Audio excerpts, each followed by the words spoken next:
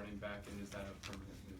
Well, we didn't think we could get through G-Day with out enough backs, and Shaqiri did a pretty good job Saturday. You know, we had him back there Saturday sparingly. We went ahead and said, hey, we got 2 practices. Let's make it a full-time move.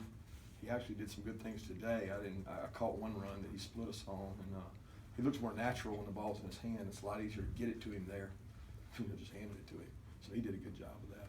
Do you think he'll be there in the summer workouts and stuff? Is he? It's hard to say. It's going to depend on how G-Day goes. You know, if we're able to find another back out there somewhere, you know, kind of what our depth chart looks like, how Nick progresses. But it's an option that we want to have. I think he's over 200 pounds. I want to say he's around 210 or so, which is, you know, good size for a back. Why him? Why Shaqiri? I know some of the guys on the team who had played running back or played offense in high school. Why did you select? Well, that's going back to the weight's probably the key reason why, because he's got the thickness and the bulk to do it.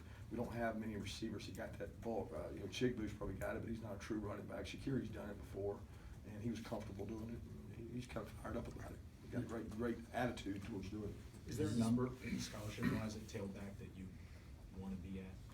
Well, it's hard to say. I definitely want to be at more than we got now. I mean, we usually try to work around the number 6, but fullback equates into that. So do you put the fullbacks at tight end, or some guys both? We try to work around the number 6. Does that make you rethink Nicole Hardman at all? You know, I don't know. Right now, we haven't really talked much about McCall. He's fired up, and he comes, and when he's here, he talks about DB. But I think he's such a special guy with the ball in his hand that it's going to be tough because McCall's got to go through a learning process to be a really successful DB. In long term, that's where I think his career goals are. But immediate impact, he may be a guy to get the ball in his hands. But the tough thing is we got a few guys kind of like that. You know, we got Isaiah McKenzie and Jerry Godwin's, and Miko's kind of a specialty back. But I do think that Coach Chaney does a great job of using players like that. My history against him at Tennessee, they had a guy, I can't remember his name, but they used to stick him back there all the time, small guy. And he wore us out one game doing things with him. So he finds ways to get good players to football.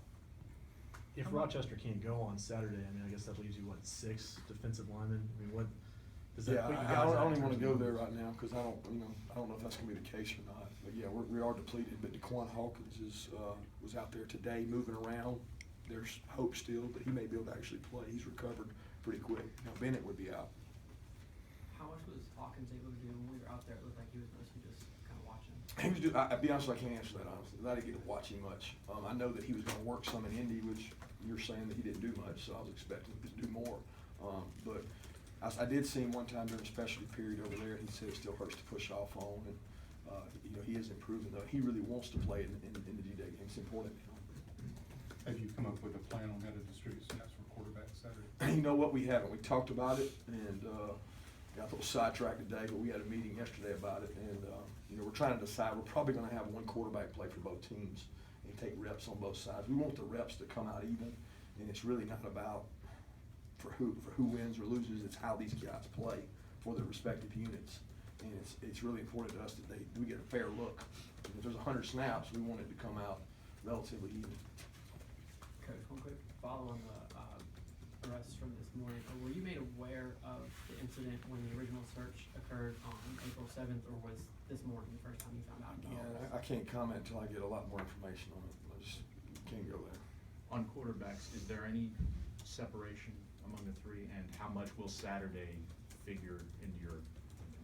I really don't think there's been a lot of separation. It's frustrating because I think we would rather have a guy take the leadership role and take the bull by the horns, but it seems like every time a guy takes a step forward, he makes a poor decision and comes back. There's been a couple times where I thought Grayson was going to stick his head and shoulders above the pack, and then maybe he makes a poor decision. Then Bryce makes a play, and Jacob makes a throw. It has really been a seesaw battle. And what was the second part? Will it play out? How much will Saturday figure in? Well, it'll figure in. I mean, it'll figure in a lot because we're going to have that atmosphere. And I won't say we're going to have our complete offense in, so it may simplify it some and make it easier. Where sometimes guys play better when it's easier. When it's a little, you know, dummy down, and we don't do as much stuff. But I really hope somebody steps out. I mean, I hope they all 3 play great, but that means somebody else probably on defense didn't play good. What do you think the expectations should be for Jacob on Saturday?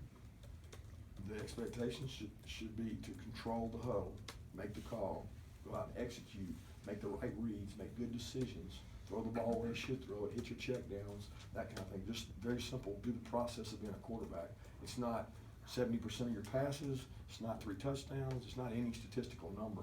Now, my history of being 9 years in a game in this environment is that the 2 defense is harder to block with the 2 O-line than the 1 defense is with the 1 O-line.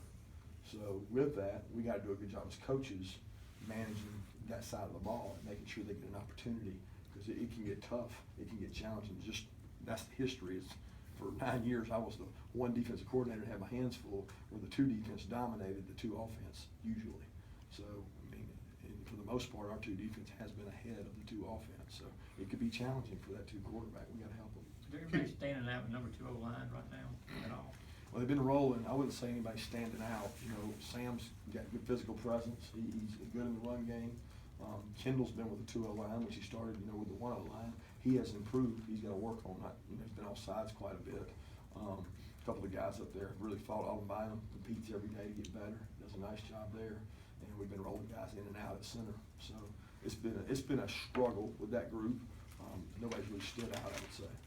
Coach, we've asked you about a lot of the freshmen early enrollees, but a guy we haven't talked much about is Ben Cleveland. I mean, Yeah. kind of how's he coming along? How do you like his progression? You know, he played better in the first scrimmage than the second scrimmage, which is never good. You know, it's a little disappointing. I don't know if he hit a wall. He didn't play as physical. Coach Pittman wasn't real pleased with how he played in the second scrimmage. Was more pleased with the first scrimmage. But Ben's, you know, again, this guy should be in high school right now. He's got to play with a little more physical toughness and get some movement. And but he competes. I heard the kid out there today. He made a mistake, and he told everybody it was his bad, and he's growing up. Coach, obviously this is an institutional initiative to get 93,000 in here. What if you come up short of that? And I guess there's no tickets or vouchers, so do you have any idea how it's going? Obviously you're promoting and talking on the radio and doing whatever you can. Say that one more time. Well, first, what would your thought be if you come up short of that? I mean, I'm sure, and then second, what are you doing to?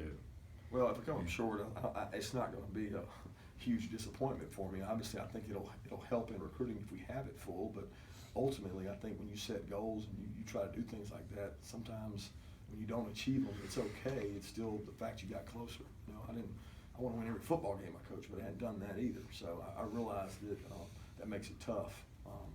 But as far as the second question, I still think I understand what you're saying, Chip. What are you doing to help it happen? I mean, I know you spent a lot of time on the radio today, kind of promoting it. Or are you doing? I've just been issuing a challenge for our kids because, you know, I've been part of this fan base from afar for a long time, and we've never really had this kind of turnout. We've never had this opportunity to have this kind of turnout, but we do now.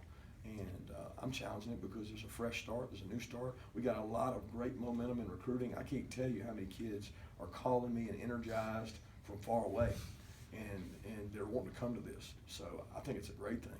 And I think it's something that we should challenge our fans to do every year. Because why not? I mean, we've got millions of people within our arm's reach.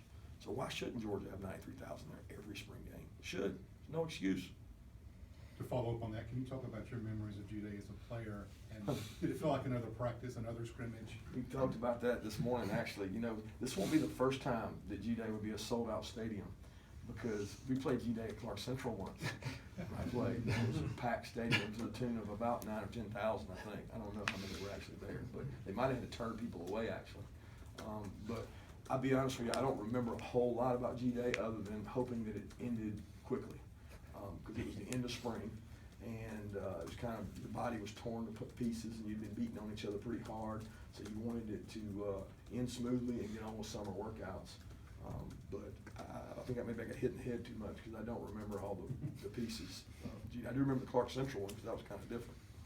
Kirby, is there one thing from the G-Day game you want to see Saturday? Yeah, I want to see competitors out there. I want to see guys compete, and I'm going to challenge them. And to be honest with you, I want to see some disciplined guys play hard, but play between the whistle. You know, it really disappoints me that not only these 2 kids with the issue, but Saturday we had some undisciplined penalties, some personal fouls, and it makes me irate for that to happen. Because when you do that in practice and you do that in scrimmages, it resurfaces when you least expect it. On 4th and 10 against Tennessee, and a guy takes a swing at somebody, and it costs you games. So I want to see guys compete really hard between the whistle and do it the right way. And then when the play's over, go pat the guy on the butt and say, good job, instead of jawing. So if I see that, I'll be pleased. If I see a lot of sloppy play and a lot of penalties, it won't be a good day for me. Kirby, are you guys making a concerted effort to target preferred walk-on offensive linemen, or is that something that's standard operating will be going forward? I think it's always important to target the best players in the state to come to your program. In my experience, a lot of kids, and I've always thought that Georgia should have the best walk-on program in the country. Why not? We've got the hope, we've got great high school football. Every kid in the state dreams of coming to Georgia. So why shouldn't you have the best walk-on program in the country? Because a lot of those kids develop to be special teams players, to be starters. We had one at Alabama, Rashad Johnson became an All-American. He's still playing in the NFL. So if you develop players and you go out and you spend time with these kids and you sell to them, you get a great education, chance to come to this university, and you have a role as a player, they can give back to this university the rest of their life. So we've made a concerted effort to target those guys. If you work hard at it, you can have a great walk-on program. But what you put into it is what you get out of it. Specifically offensive line? I would say, yeah, I mean, to me, it's just the best players. If they happen to be O-linemen, that's great. It's harder to get O-linemen because they're bigger, and most big people get recruited by smaller schools. So we've had to go after those guys and try to get them to make our team better. The key to your team is your 60th, 70th, 80th, 90th player, and we're trying to improve that. Kind of piggyback on that just a little bit. Demetrius Robertson's still in the process of making up his mind during this whole thing. How often do y'all keep in touch with him as far as y'all's conversations? A lot. Every chance we get, every time we can. We're recruiting as hard as we can. I think the toughest thing is that we're also recruiting 2017 kids. So, you know, you're still recruiting 2016 kids, and it seems to be that's more of a growing trend that you're having to do double duty. Last question. What do you tell a guy like that? He's already been here, he's been for his first visit. I mean, he knows pretty much everything about the. You keep selling your piece. I mean, you sell your product. We got a great education. He's talked about going into engineering. We got a great engineering program. We've talked to him a ton about stretching the field vertically because he's a really fast guy. We need a guy to do that. He knows that, so he knows the opportunities there. Thanks, guys. Thank you. Appreciate you.